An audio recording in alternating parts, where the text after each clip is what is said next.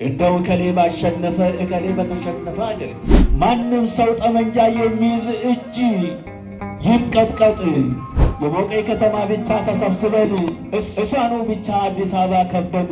ብዙ ጦር በማብዛት አይደለም፣ ብዙ ጦር በመስበቅ አይደለም። በገዛ እጃቸው ጦርነት አውጀው በገዛ እጃቸው በጦር ተከበው አሁን መጀመሪያ ጦር ይሰብቃሉ። መጀመሪያ የሚያሸንፉ ይመስላቸዋል። ይበቃናል፣ ሁለተኛ እንመለስም ይላሉ። ትንሽ ደግሞ ሲበሉ፣ ትንሽ ደግሞ ሲያገግሙ፣ ትንሽ ደግሞ ከተማ ወጣ ወጣ ስትል አሁንም ይጀምራሉ። ይሄ እንግዲህ ዝንጀሮ የዝንጀሮውን ቂጥ አየና አንዱ ከፊቱ አንዱ ከይወስዳል። እየተቃጠለ እየተለበለበ ነው። ምን ሆነ ነው? እሳት አቃጥሎናል። ይሄስ ምን ሆኖ ነው? እሳት አቃጥሎኝ ነው። ይሄንን እያየ በዚህ ለምን ተመለስክ? እንደውም ውለታ ውሎልሃል። ሙሉ ሰውነትን ያላቃጥላል። ጦርነትን ተዉ፣ ሁላችሁም ተስማሙ፣ ሁላችሁም አንድ ሁኑ።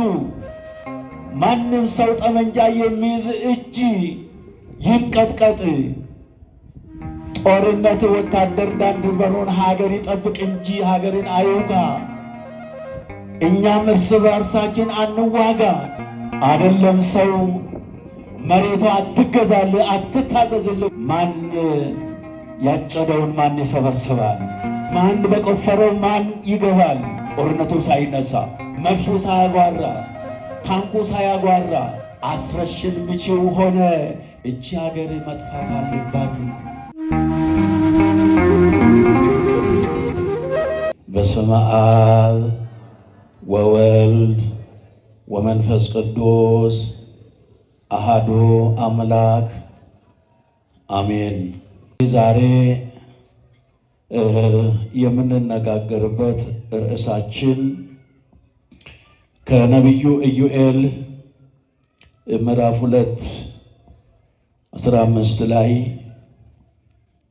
ከነቢዩ ዮናስ መጻሕፍት ከትንቢተ ዮናስ ከሁለቱ የተቻለንን ኃይል ስለ ጾም እንነጋገራለን ማለት ነው። እንግዲህ ስለ ጾም የተጻፉ በመጻሕፍቶቻችን በሙሉ በወንጌላውያንም ጌታ ያልተናገራቸው ያልጻፈበት ቦታ ስለሌለ አሁን ለጊዜው ለዛሬ ስለ ነነዌ ጾም የምናውጅበትና ስለ ጾም የምንነጋገርበት፣ ስለ ጾም የምናስተምርበት፣ ስለ ጾም የምናስታውስበት ዕለት ነው። የዛሬው ሰንበት የነነዌ ዋዜማ ስላለን እላይ ስለደረስን አጥብቀን አትኩረን ስለ ጾም ስንመለከት ጾም ምን ይጠቅማል? ጾም ማን ነው የጾመው? የሚለውን ከራሳችን ጋር አገናኝተን የምናይ ይሆናል። አሁን ከኔ ጋራ ይህንን አንድ ጊዜ እንላለን ማለት ነው። ጾምን ቀድሱ በሉ እስቲ። ጾምን ቀድሱ፣ ምህላንም አውጁ፣ ሕዝቡንም ሰብስቡ፣ ማኅበሩንም ቀድሱ፣ ሽማግሌዎቹን ሁሉ ጥሩ፣ ጡት የሚጠቡትን ሕፃናትንም ሁሉ ሰብስቡ። አዎ ተብሎ ተጽፏልና ዛሬ እኔና እናንተ ከሕይወታችን ጋር አገናዝበን የምናየው ስለዚህ ጾም ይሆናል ማለት ነው። በብዙ ቦታ ጾም ትልቅ ጥቅም ያለው፣ ጾም ከመከራ የሚያድን፣ ጾም ለችግር ጊዜ በፈተና ጊዜ መጠጊያ ድልድይ መሸጋገሪያ እንደሆነ ከሁሉም መጻሕፍቶች ተጽፏልና በዚህ ነው የምናየው። ጾም ትፈውስ ቁስለ ነፍስ ይላል ቅዱስ ያሬድ በድርሰቱ ላይ። ጾም ትፈውስ ሕማማ ለነፍስ፣ ጾም የነፍስን ቁስል ታድናለች። ጾም የሥጋን ቁስል ታክማለች። ጾም ለሰው ልጆች ቅባት ነው። የደረቀ ሰውነታችንን፣ በኃጢአት የወደቀ ሰውነታችንን የምንቀባበትና ከፈጣሪ የምናስታርቅበት ከፈጣሪ መታረቂያዋ ጾም ነው ይላል።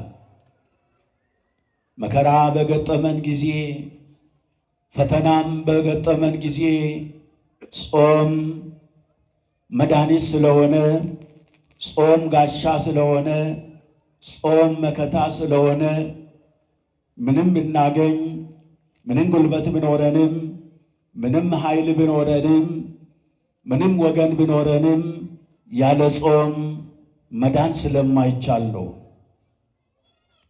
በጾም ሀገር ትድናለች። በጾም ሀገር ታርቆ በአንድነት ይኖራል። ነገር ግን በዚሁ ላይ የምናነባቸው ንባቦች ላይ አምላካችን እግዚአብሔር ምንድን ነው ያለው? በፍጹም ልባችሁ በጾምና በለቅሶ በዋይታ ወደ እኔ ተመለሱ ይላል። ጌታችን መድኃኒታችን ኢየሱስ ክርስቶስ የምንጾመውን ጾም እያንዳንዳችን ስለሚያውቅ ነው ይህንን የተናገረው። ከዛ በኋላ በፍጹም ልባችሁ በጾምና በለቅሶ በዋይታ ያለበት ምክንያት እግዚአብሔር ስለማይጥለን፣ እግዚአብሔር በጾምና በጸሎት ጊዜ ስለምቀርብ፣ በጾምና በጸሎት ጊዜ እግዚአብሔር ስለምናገኝ፣ ልባችንም ወደ እሱ ስለሚሆን፣ ሐሳባችንም ከእሱ ጋር ስለሚሆን እሱም ከእኛ ጋር ይሆናልና በጾምና በጸሎት በለቅሶ ጊዜ ወደ እኔ ተመለሱ እኔም ወደ እናንተ እመለሳለሁ አለ። እንግዲህ የምንመለሰው በምን አይነት ነው? ጌታችን ኢየሱስ ክርስቶስ እዚሁ ገጸ ንባብ ላይ ልባችሁን እንጂ ልብሳችሁን አትቅደዱ፣ ልባችሁን እንጂ ልብሳችሁን አትቅደዱ። ይህንንም ማለት ጌታችን መድኃኒታችን ኢየሱስ ክርስቶስ ስትጾሙ ጾመኛ እንዳትመስሉ፣ ጾማችሁ እንዳይታወቅባችሁ፣ ከፊታችሁ ላይ እንዳይነበብ እኔ ጾመኛ ነኝ እንዳትሉ፣ ጾሙን የሚያውቀው እሱ አምላካችን ክርስቶስ ስለሆነ እናንተ ግን ጾማችሁ ከንቱ እንዳይሆን በልባችሁ እያሰባችሁ ጾሙ። ነጠላ ጾም አይሆንም፣ ጋቢ ጾም አይሆንም፣ መመላለስ ጾም አይሆንም። ጾምማ ብዙዎች ይጾማሉ አለ። ለቅሶማ ብዙዎች ያለቅሳሉ አለ። ማሐዘንማ ሁሉም ያዝናሉ፣ ብዙዎች ያዝናሉ። ነገር ግን የምንጾመው ምን አይነት ጾም ነው? የምንጸልየው ምን አይነት ጸሎት ነው? ለዚህ ነው ጌታችን መድኃኒታችን ኢየሱስ ክርስቶስ ልባችሁን እንጂ ልብሳችሁን አትቅደዱ፣ ለእኔ ምክንያት ሊሆን አይችልም። ልብስ በመቅደድ እጾማለሁ በማለት የሰው ሥጋ እየበሉ ጦርነት እያወጁ ጦር እየሰበቁ ለጦርነት ስንቅ እያቀበሉ ሀገርና ሀገርን የሚያዋጉ እዚህ የሚጾሙ ጾመኛ የሚመስሉ ጾመኛ የምንመስል ሁላችንም ነው። በልባችን ግን ሽንገላ፣ ሐሰት እያለ ምቀኝነት እያለ አድመኝነት እያለ የምንጾመው ጾም ስላልሆነ ልባችሁን እንጂ ልብሳችሁን አትቅደዱሃል። አልፈልግም፣ እሞትልሃለሁ ብላችሁ አመር ላይ ብትንከባለሉ፣ እንደዚሁ አዲስ ልብስ ለብሰን እንጸልያለን ብትሉ፣ ንስሐ እንገባለን ብትሉ፣ ሥጋው ደሙ እንቀበላለን ብትሉ፣ እኔ ለእግዚአብሔር ቅርብ ነኝ የሚል ማንኛውም ሰው እግዚአብሔር የሚፈልገው ልቡን ነው። እግዚአብሔር የሚፈልገን ልባችንን ነው። እግዚአብሔር የሚፈልገን እኛን የተሰበረ ልብ በሱ ፊት እንዲኖረን፣ ቅን አስተሳሰብ እንዲኖረን፣ ለወንድሞቻችን መራራት እንዲኖረን እሱን ነው ጾም የሚያስተምረው። ስለዚህ ወዳጆቻችን፣ ወንድሞቻችን፣ ልጆቻችን ሁላችሁም በጾም ጊዜ መጾም ይገባልና በመብል ጊዜ መብል እንደሚገባ ሁሉ ለሥጋ በጾም ጊዜ መጾም ለነፍስ እንደሚገባ፣ ለአገር ሰላም ጾም እንደሚገባ፣ ለወገን ሰላም ጾም እንደሚገባ እውነተኛ ጾም እንዲሆን፣ እውነተኛ ጸሎት እንዲሆን። በጾም ጊዜ ሰው ማማት አይፈቀድም። በጾም ጊዜ ቡና መጠጫ የሰው ስም መሆን የለበትም። ለዚህ ነው ጌታችን ኢየሱስ ክርስቶስ በወንጌል ዓይን ይጹም፣ ጆሮ ይጹም፣ እግር ይጹም፣ እጅ ይጹም፣ አፍንጫ ይጹም አለ። ስለዚህ ዓይን ክፉ ነገር ከማየት መጾም ይሄ ነው። ጆሮም ክፉ ነገር ከመስማት መጾም፣ ምላስም ክፉ ነገር ከመናገር መርዝ ከመጥፋት መጾም። ትልቁ እንደውም መጾም ያለባት እቺ ምላሳችን ናት። እቺ ምላሳችን የምትታሰር ቢሆን፣ ወደ ላንቃ የምትጣበቅ ቢሆን ብዙም አስቸግረ ነበር።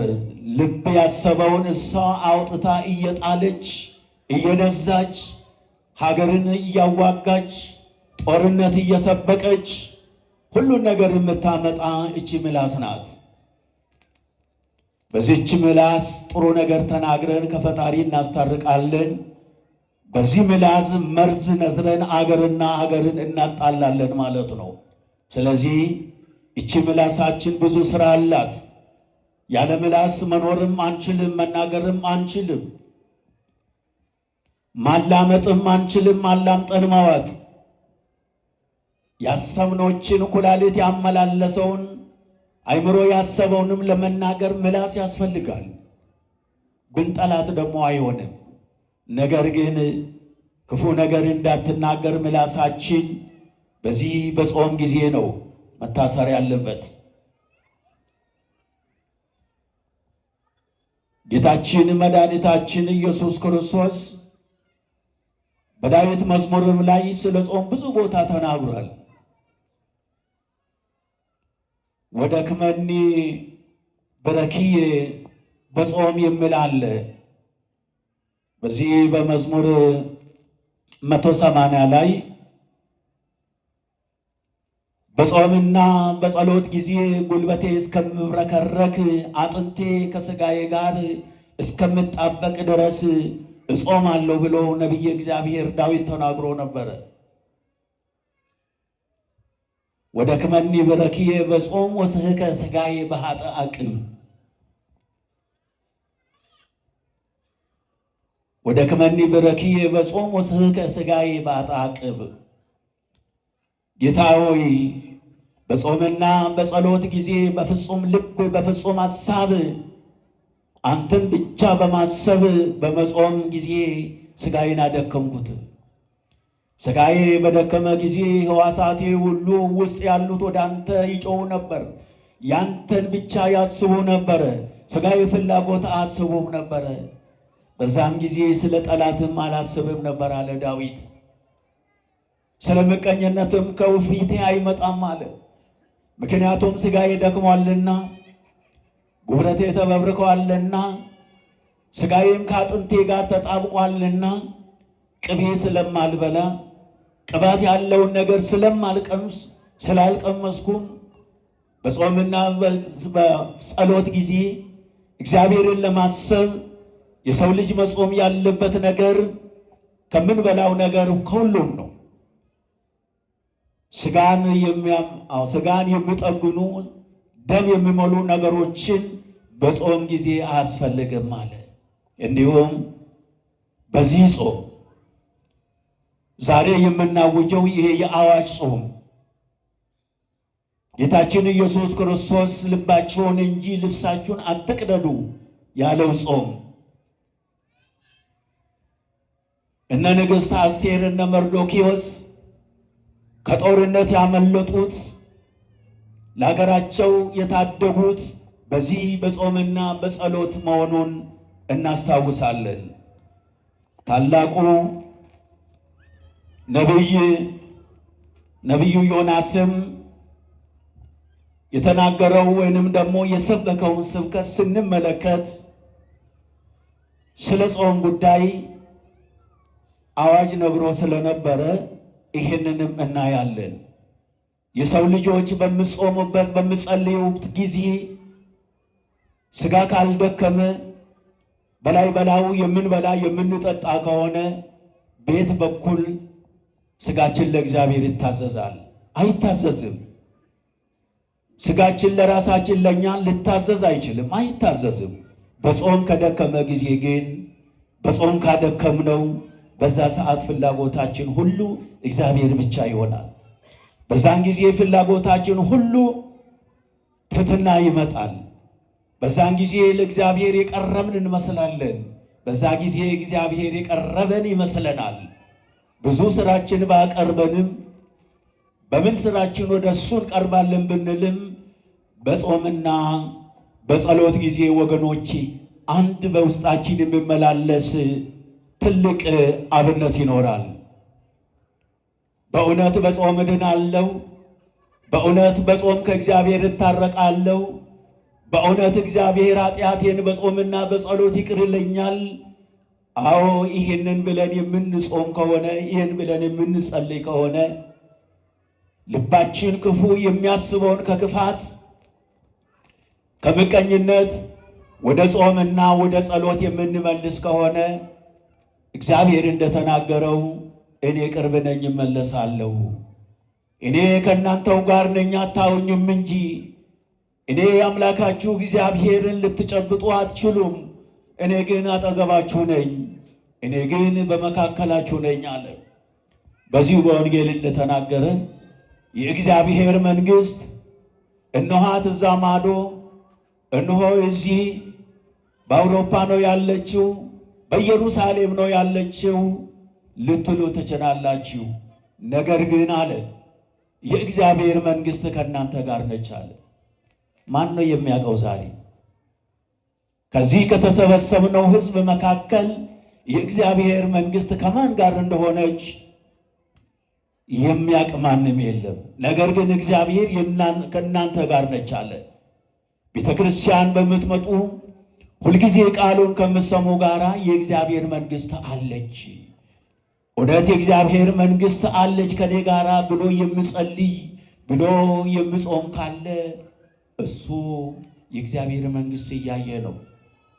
እኔ በጾምና በጸሎት ከእግዚአብሔር ጋር እታረቃለሁ፣ የጠሉንን ጠላቶቻችንም ወንድሞቼን ይቅር እላቸዋለሁ፣ እግዚአብሔር ደግሞ የኔን በደል ይቅር ይለኛል ብለን በእውነት የምንጸልይ በእውነት የምንቀድስ በእውነት የምናስተምር ሰዎች ካለን እግዚአብሔር አምላክ ቅርብ ነው።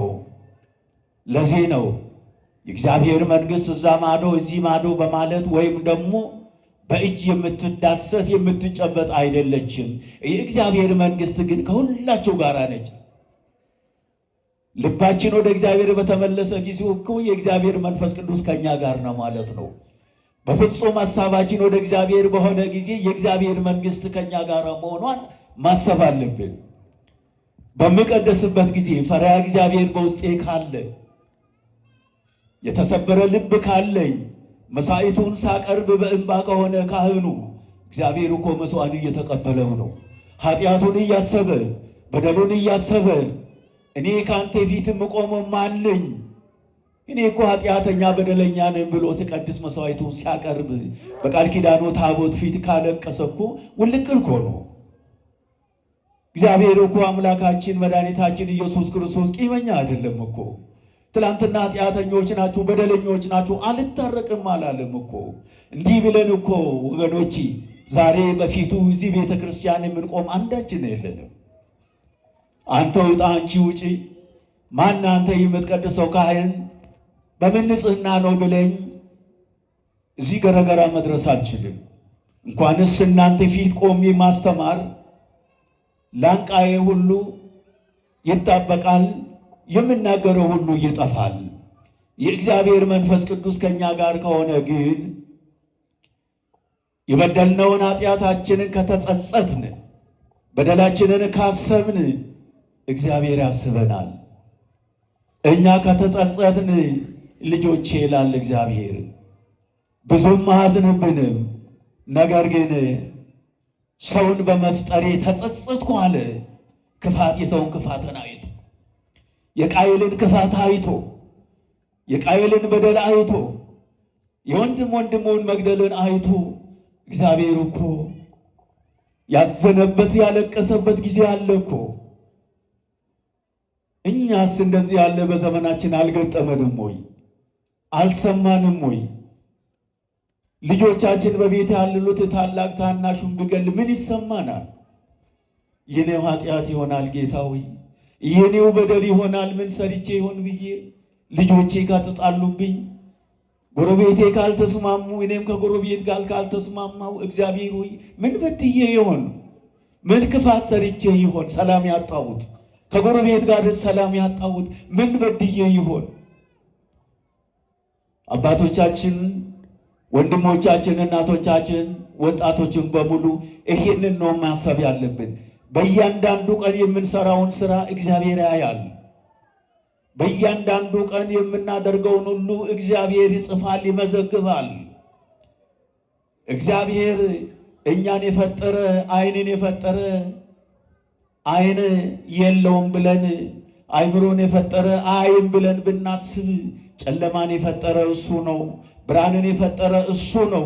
ብርሃንን ጨለማ ማድረግ የሚችል ጨለማን ብርሃን ማድረግ የሚችል በጊዜው ጊዜ ሁሉን የሚሰራ አምላካችን እግዚአብሔር ነውና በምንጾምበት በምንጸልይበት ጊዜ ልባችን ከእግዚአብሔር ጋር መገናኘት አለበት። የተጣላን ሰዎች ካሉ መታረቅ አለብን። እንዲህ ያለ ፈተና በሚመጣበት ጊዜ፣ ከባድ ጦርነት በመጣበት ጊዜ፣ ዓለም በታወከች ጊዜ፣ ዓለም በተናወጠ ጊዜ እግዚአብሔር ግን እኛ እንድንጸልይ ጌታ ሆይ ምን አጠፋን? እግዚአብሔር ሆይ ምን አደረግን? ይሄን ያሳየህን ልጄ በፊቴ እንዲያርዱ የተደረገው የሰው ሕይወት በከንቱ ሲያልፉ በጥይት ተደብድበው ደማቸው ሲፈስ በዓይኔ እያየው ጌታ ሆይ ይሄን ለምን አሳየኝ? የሚያጓራውን መድፍና መትረየስ የሚያጓራውን ጦርነት እየሰማን የኔና የናንተ ልብ ምን ይሆን? የኔና የናንተ ሐሳብ በዚህ ሰዓት ምን ይሆን? እንደው እከሌ ባሸነፈ እከሌ በተሸነፈ አይደለም። እገሌ ባሸነፈ እገሌ በተሸነፈ አይደለም። ለኔና ለናንተ ግን አስታራቂ የሚሆን ሽማግሌ የሚሆን መሪ የሚሆን የሚያውቀው እግዚአብሔር ነው። የሚያሸንፈውም እግዚአብሔር ነው። ታናሹ ብላቴና ዳዊት ጎልያድን የሚያክል በትንሽ ጠጠር ግንባሩን አፍርሶ እንደገላገለው ሁሉ ስንት ጦርነት ሲሰብክ የነበረ ስንት ብርጌድ ያለውን ስንት ሻለቃ ጦር ያለውን በአንድ ጠጠር ግንባሩን መትቶ እግዚአብሔር ረድቶት የወረወረውን ጠጠር ደግሞ ግንባሩን እንዲነካ አደረገ። ግንባሩ ተነካ፣ ፈረሰ፣ አሸነፈ። ብዙ ጦር በማብዛት አይደለም፣ ብዙ ጦር በመስበቅ አይደለም፣ ብዙ ጊዜ በመዋጋት አይደለም። ዘላለም ተዋግተን አንድ ቀን እግዚአብሔር በቃ ባለ ጊዜ በዛ ዘመን እኮ የሰው ደም በከንቱ ፈሰሰ። በዛ ዘመን እኮ ስንት ሕፃናቶች ስንት ወጣቶች አለቁ። በዛ ጊዜ ስንት ቤተ ክርስቲያን ተቃጠለ። በዛን ጊዜ በዛ ዘመን ስንት አባቶች ታረዱ። የምንልበት ጊዜ አጭር ሊሆን ይችላል። ይሄ የሚሆነውም እውነተኛ ጾም ሲሆን፣ ይሄ የሚሆነውም እውነተኛ ጸሎት ሲሆን፣ ብዙ በመጾም 40 ቀን ውዳዴን በመጾም አይደለም። እውነተኛ ጾም ነቢዩ ታላቁ ባስተማረ ጊዜ የሕዝብ ልብ በተመለሰ ጊዜ 3 ቀን ጾም ናት። እኔና እናንተ በየጊዜው በየዓመቱ ዕድሜ ልካችን ነው የምንጾመው። ነገር ግን ዛሬ ብንጾም ነገ ኃጢአት ስለምንሰራ፣ ነገ ንስሐ ብንገባ ደግሞ ተነገ ወዲያ ደግሞ ወደ ኃጢአት ስለምንመለስ ጾም እስከ ዘላለም ነው። ጾም ዕድሜ ልክ ነው። ጾም ነፍስ ከሥጋ እስከምትለይ ነው። በዛን ጊዜ ጾም የነበረ መነኩሴ ነበርኩ፣ ቄስ ነበርኩ፣ አስተዳዳሪ ነበርኩ የለም። ያንን ነገ ደግሞ ክፉ እንናገርበታለና ነገ ዓይኔ ክፉ ማየት ልችል ይሆናል፣ ጆሮዬ ሌላ ነገር ሰምቶ ይሆናል። ይሄ ሥጋዬም ደግሞ አነሳስቶኝ ብዙ ነገር አሰርቶኝ ይሆናል፣ ተመኝቶም ይሆናል፣ ተመቅኝቶም ይሆናል። ስለዚህ ከምንም ነፃ ስለማንሆን ጾም ገደብ የለውም። ጾም ጊዜ የለውም። ምናልባት የምንጾምበት ጊዜና የምንበላበት ጊዜ ለይቶ ሰጥቶናልና በምንበላበት ጊዜ እንደምናስበው እንደምንጨነቀው ምን አይነት መብላት አለብኝ፣ ምን አይነት ለልጆቼ ማቅረብ አለብኝ፣ ምን አይነት ጎረቤቴን ጠልቼ ማብላት አለብኝ ብለን ስናስብ ይቺ ነፍስም ምን አይነት ጾም መጾም አለባት? በምን አይነት ጾም ነው ፈጣሪን የሚያገኘው? በምን አይነት ጾም ነው ኑሮ የምስተካከለው? በምን አይነት ጾም ነው ያለኝ የሚበረክትልኝ? በምን አይነት ጾም ነው እኔም ሰው የደረሰበት ቦታ የምደርሰው? ሰዎች ምን አድርገው ነው? ሰዎች ምን ሰርተው ነው? አስማት አድርገው ነው? አስጠንቁለው ነው? መተት ነው? በምንድን ነው ያገኙት? ሀብት ንብረት፣ ሀገርን የሚገዛ ለሀገር የሚበቃ አንድ ሰው ያለው ሀብት እንዴት ነው የመጣው? በምንድን ነው ያገኙት? አስቡ። እግዚአብሔር ግን ከሰጠ ወደር የለውም። እግዚአብሔር ግን ከሰጠ ስፍር የለውም። እግዚአብሔር ግን ከሰጠ ቁጥር የለውም። የእግዚአብሔር እጅ ሰፊ ስለሆነ የእኛ ዓይን ደግሞ ምቀኛ ስለሆነ መላ ሰውነታችን ምቀኛ ስለሆነ እባክህ ጌታዬ ለእኔም ስጠኝ ማለት ሲገባን፣ አድርግልኝ ማለት ሲገባን በምን አገኘ? ምን አድርጎ ነው? ምን ሰርቶ ነው? አዎ የተወደዳችሁ የእግዚአብሔር ቤተሰብ ስላለ ነው። ሁሉም ድሃ ቢሆን ማን ነው ምጽዋት እንኳን የሚሰጠው? ሁሉም ሀብታም ቢሆን ማን ነው እግዚአብሔርን የሚያስታውሰው? እግዚአብሔር እኮ አሁን ለሁላችን የሚሰጠው አጥቶ አይደለም፣ እያስተማረን ነው። ያለው ሰው ምን አድርጎ ነው? እኔስ ድሃ ያደረገኝ ምን በድዬ ነው? ይህ የቤት ሥራ ከሆነ ለሁላችንም ነገ ሊሰጠን ይችላል።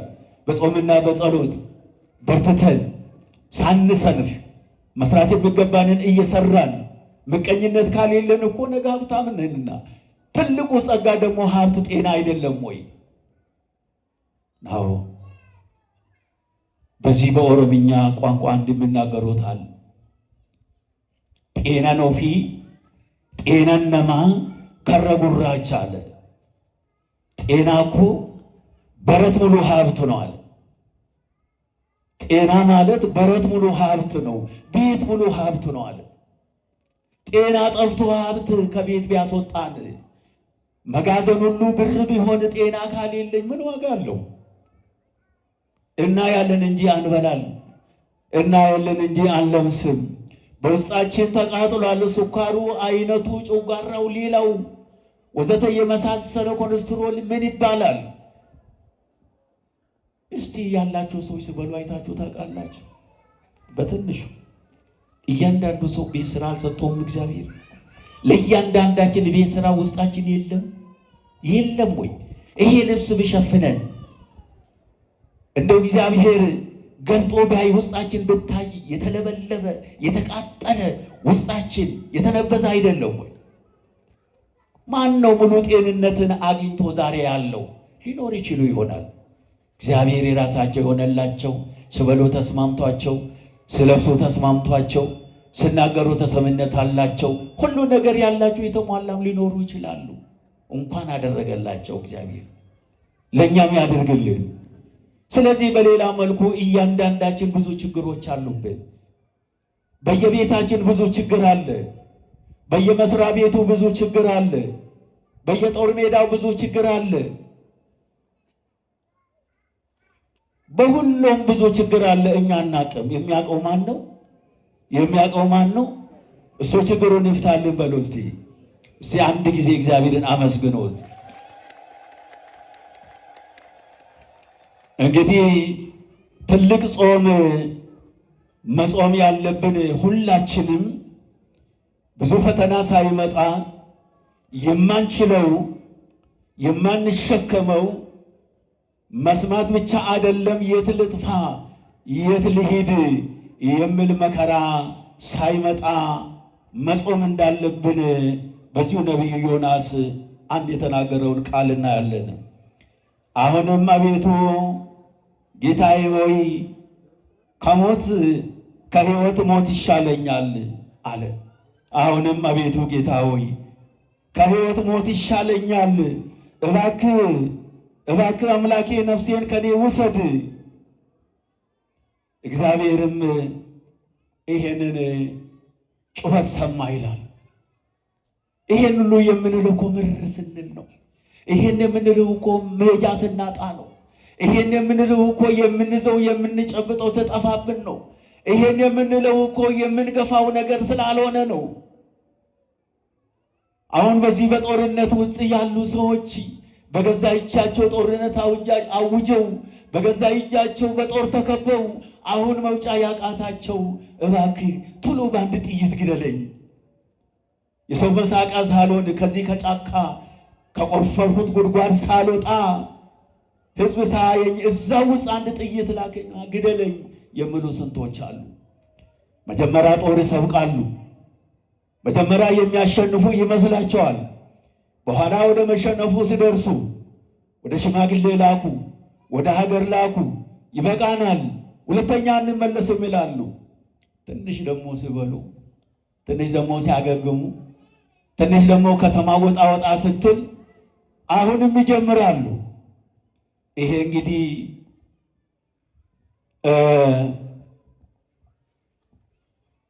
ዝንጀሮ የዝንጀሮውን ቂጥ አየና አሉ የአባቶቻችን አባባል። አንዱ ከፊቱ አንዱ ከይወስዳል፣ እየተቃጠለ እየተለበለበ ነው። ምን ሆነ ነው? እሳት አቃጥሎኝ አለ። ይሄስ ምን ሆኖ ነው? እሳት አቃጥሎኝ ነው። ይሄንን እያየ በዚህ ለምን ተመለስክ? እንደውም ውለታ ውሎልሃል፣ ሙሉ ሰውነትን ያላቃጥላል። እንዲህም አለ፣ በዘመናችን የምናየው ነገር አለ። እንዲህ ያለው የምንሰማው ነገር አለ። ስለዚህ የእግዚአብሔር ቤተሰቦች ይሄ ጾም ታዲያ ጾም የሚሆነው ይሄ ጸሎት ታዲያ ጸሎት የሚሆነው የሰው ሞት እያየን ጥይት እየጮኸ አየር እየጮኸ መትረየስ እየጮኸ የት ሆነን ነው የምንጸልየው? ዳር ከተፈታ መሃል ይሆናል ካለ፣ መሃል ከተፈታ ዳር ይሆናል ካለ እኛ እዚህ ተሰብስበን የምንጸልየው ግማሽ አካላችን እኮ ሀሳባችን እዛ ነው። አገር ሰላም ስትሆን ነው ሁሉ ሰላም የሚሆን ነው። ጾሙም የሚስማማው የምንበላውም የሚስማማን እኮ ውለን የሚገባው አገር ሰላም ሲሆን ነው። ለዚህ ነው ተጨነቀና ይሄ የተቸገረ ሰው አቤቱ ከሕይወት ሞት ይሻለኛልና እባክህ እግዚአብሔር ነፍሴን ከኔ ውሰዳት፣ እንደፈጠርከኝ እንዳኖርከኝ አሁን ደግሞ ይበቃኛል፣ ከዚህ ምድር ልሂድ ልሞት አለ። አልፈልግም ኑሮ። ይሄንን ነው የሚያሰኘው ጦርነት። ይሄንን ነው ማሰኘው ሰላም ማጣት እኮ። ጎረቤት ሰላም ካልሆነ ስንወጣ ስንገባ ሰላም ካላገኘን የኔና የእናንተ መኖር ምንድን ነው? ስለዚህ የተወደዳችሁ የእግዚአብሔር ቤተሰቦች ይሄን ጾም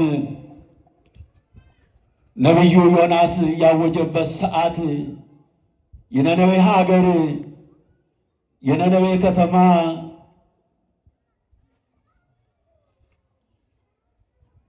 ብዙ ችግር ደርሶባት ነበረ።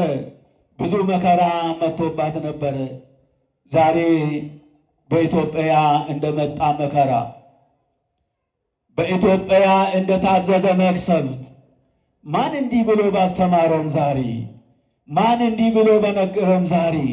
ጦርነትን ተዉ፣ ሁላችሁም ተስማሙ፣ ሁላችሁም አንድ ሁኑ። ማንም ሰው ጠመንጃ የሚይዝ እጅ ይንቀጥቀጥ። ጦርነት ወታደር ዳር ድንበሩን ሀገር ይጠብቅ እንጂ ሀገርን አይውጋ።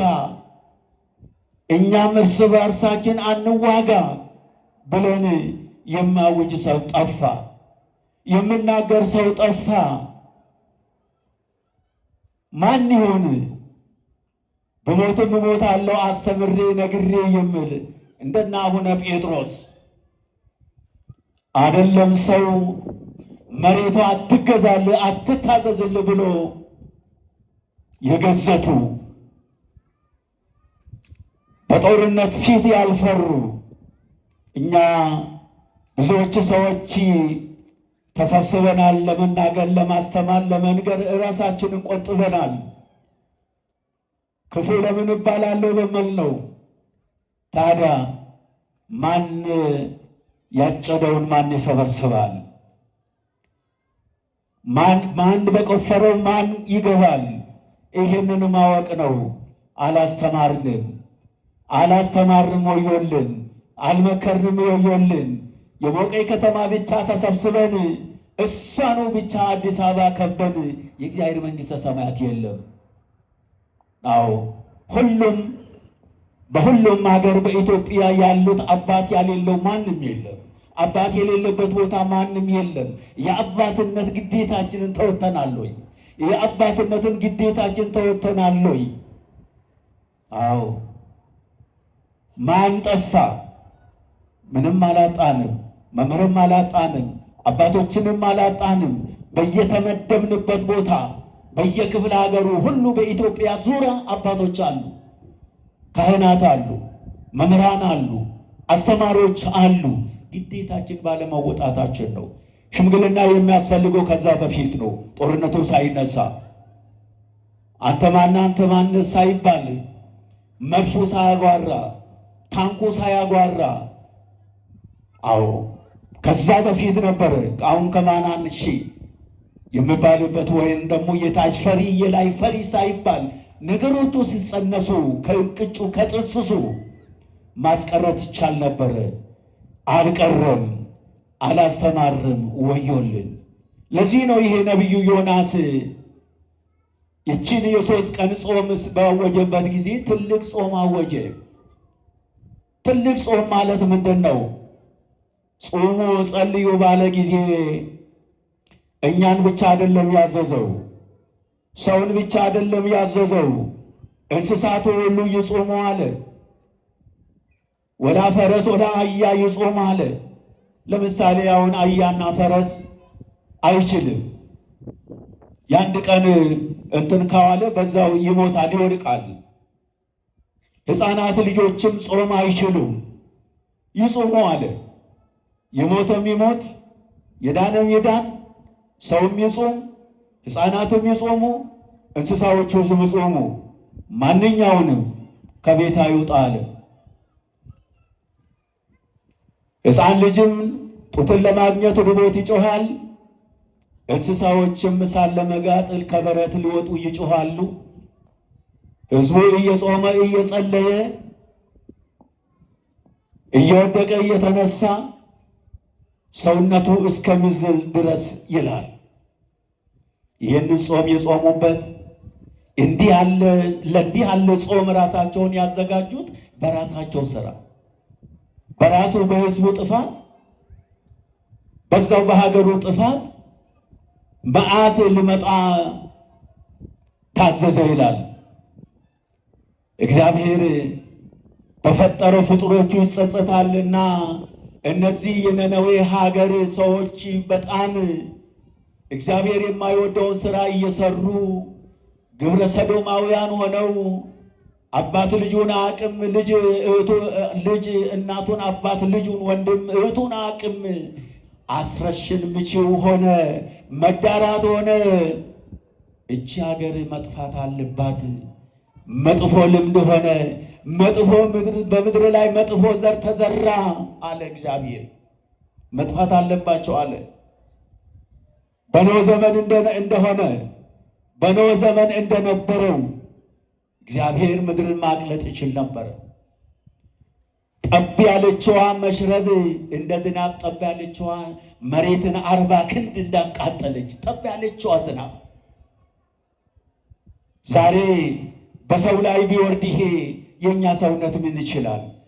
ድንጋይን አቀለጠ፣ ተራራን አፈለሰ፣ እሳት በኖህ ዘመን እንደታዘዘ ሁሉ ዛሬም በዛን ጊዜ እግዚአብሔር በፍጥረቱ ተጸጸተ ይላል። ሰውን በመፍጠሩ ተጸጸተ። እንደዛ ሲሞቱ እሳት ሲያቀልጣቸው ወይኔ ፍጡሮች ያሉ ባልፈጠርኳችሁ ኖሮ አለ እግዚአብሔር። የእኛን ብሶት፣ የእኛን መከራ፣ የእኛን ስቃይ፣ የእኛን ሞት አየና ባልፈጠርኳቸው ኖሮ አለ። ተጸጸተ እግዚአብሔር። ከዛ በኋላ ሁለተኛ አለ እንዲህ ያለ ንፍር ውሃ፣ እንዲህ ያለ የተቃጠለ ዝናብ ከሰማይ ወደ ምድር አልክም አለ እግዚአብሔር ይላል። አለቀሰ አባታችን ፈጣሪያችን እግዚአብሔር። በመጀመሪያ በበደላችን በኃጢአታችን እሳት መጣ በላን። አስከሬኑ ተረፍርፎ ደሙ እንደ ውሃ ፈሶ ቀልጦ ሰው ከምድር ላይ ጠፍቶ አዘነ።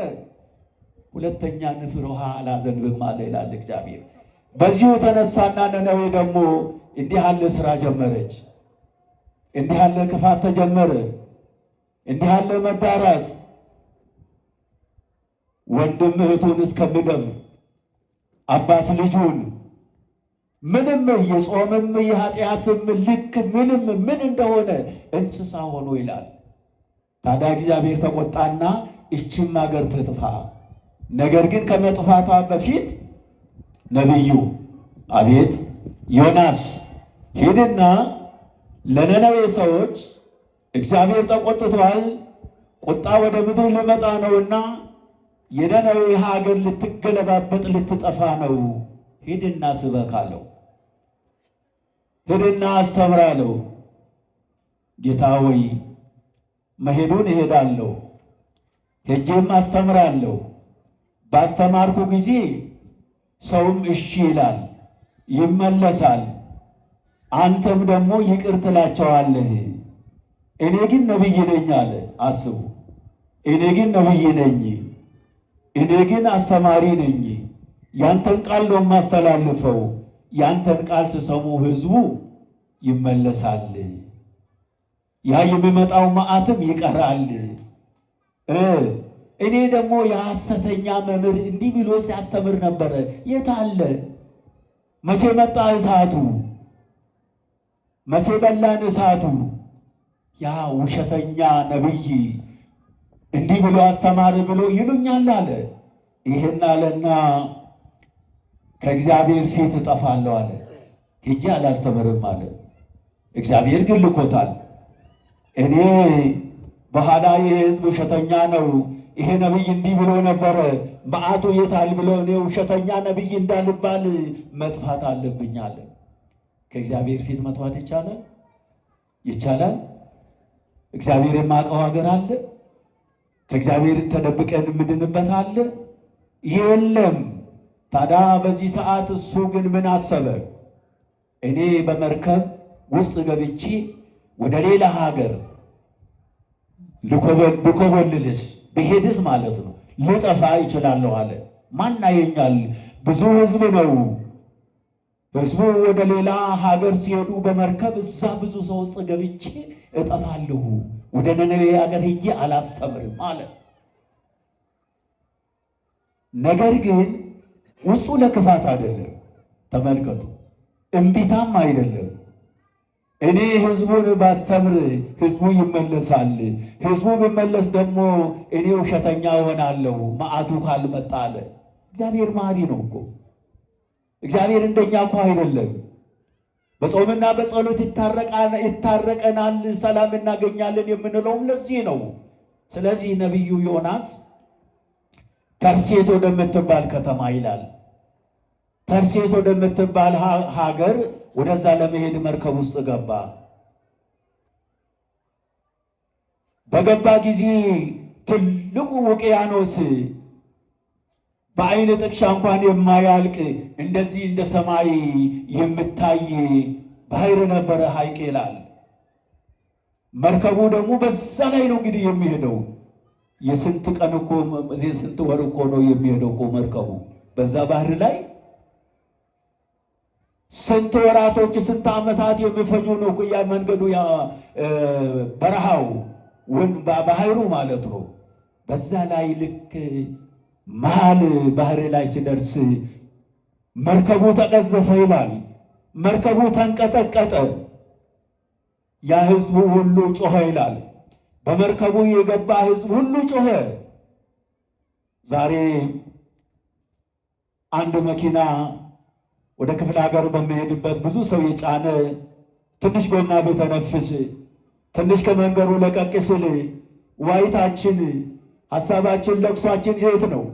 ቀደም ብለን ወደ ልጆቻችን ወደ ቤተሰባችን ሄደን ለቅሶ እንደሚሆን ሁሉ መርከቡ ሲቀዘፍ ተነቃነቀ ይላል። ሊገለበጥ ሆነ ይላል። በዛ በመርከብ ላይ ያለ ሁሉ ሕዝብ ወደ እግዚአብሔር ጮኸ ይላል። መርከብ ማለት ቤተ ክርስቲያን ናት። መርከብ ማለት እኛ አሁን ዛሬ እንደዚህ የተሰበሰብንበት ምሳሌ ነውና በዚህ እግዚአብሔር አሁን ከሰማይ ወደ ምድር የምላክ ነገር መዓት ብትላክ ምንድን ነው የምንለው? ቤተ ክርስቲያን ነው እየመጣ ነው፣ እያስቀደስን ነው ያለ ነው፣ ከእግዚአብሔር ጋር ነው ያለ ነው። እንዲህ ያለ ችግር ፈተና ቢመጣ ግን ምንድን ነው የምትሉት? እባክህ እግዚአብሔር ሆይ አታዝንልንም ወይ? አናሳዝንም ወይ? እግዚአብሔር ሆይ መርከቡ ተቀዘፈ፣ ልንገለበጥ ነው፣ ባህር ውስጥ ልንበላ ነው አሉና ጮሆ ይላል። በዛ በጩኸት ጊዜ ሕዝቡ ከኛ ማን ነው ኃጢአት የሰራ ይላል። ከኛ ማን ነው የበደለ? ከኛ ማን ነው ኃጢአት የሰራ በሚልበት ጊዜ ማንም ኃጢአተኛ ነኝ የሚል ጠፋና ሕዝቡ ልብሳችን፣ ስንቃችን ከብዶት ይሆናል ብለው ከመርከቡ ውስጥ እንዳለ ልብሳቸውን እንዳለ ስንቃቸውን ወደ ባህር ከተቱ። አሁንም አልንቀሳቀስ አለ። ምን ይሻላል አሉ። ሕዝቡ ሲጮህ፣ ሕዝቡ ሲያለቅስ፣ አንድ ሰው ግን ቁጭ ብሎ ዝም ብሎ እንቅልፉን ይለጠልጣል። አንተ ማነህ? አንተ ሰው ተነስ፣ ሰውዬ ልንጠፋ እኮ ነው፣ ልንሞት እኮ ነው። እስቲ አንተ እንኳን እግዚአብሔር የምሰማ ቢሆን ተነስ ከኛ ጋር ጸልይ አሉት። አንድ ጻድቅ መቼም አይጠፋምና አሉት። እንዲህ በሚሉበት ሰዓት አይዟችሁ፣ አትፍሩ፣ እኔ ነኝ በደለኛ አለ። እኔ ነኝ ኃጢአተኛ አለ። አዎ ሰዎች ግን ዕጣም ልጥሉ ፈልገው ነበር። ይገርማቸዋል። ዕጣ እንጣጣልና ከኛ ውስጥ ኃጢአት ያለው ዕጣ የወጣበት እሱን እንጠላለን ብለው ነበር። እንዲህ ስሉም ደግሞ እንግዲህ እኔ ነኝ ብልም ኃጢአተኛ ሁሉም ኃጢአተኛ ነውና እኔ ነኝ ብልህ ከኛ ቀድሞ የሰው ኃጢአተኛ ሁላችንም ኃጢአተኛ ነንና እንዴት እሱን እንጥላለን አሉ። እንግዳውስ ዕጣ እንጣጣል አሉ። ዕጣ ስጥሉ በዛ በዮናስ ላይ ወደቀ። ዕጣው ዮናስ ላይ ወደቀ። ምን ኃጢአት ሰርተ ነው? እኔ ነኝ ወደ ነነዌ ሀገር ሂድ ስባል ወደ ነነዌ ሀገር አልሄድም ብዬ ወደ ሌላ ልኮበልል ጠፍቼ የገባሁት እኔ ነኝ፣ እኔን ጣሉኝ አለ። በዛው ነው እንግዲህ ወደ ባህር ስር ጥሎት አሳው ተቀበለው፣ ዋጠው። 3 ሌሊትና 3 ቀን ሄደና አሳው እዛ ነነዌ ሀገር ተፋው። በወጣ ጊዜ ይገርማችኋል። ዛሬ አንድ ሰው ውሃ ውስጥ ገብቶ ሞቶ በ2 ቀን በ3 ቀን ሲገኝ ሰውነቱ በሙሉ ተላልጦ ነው።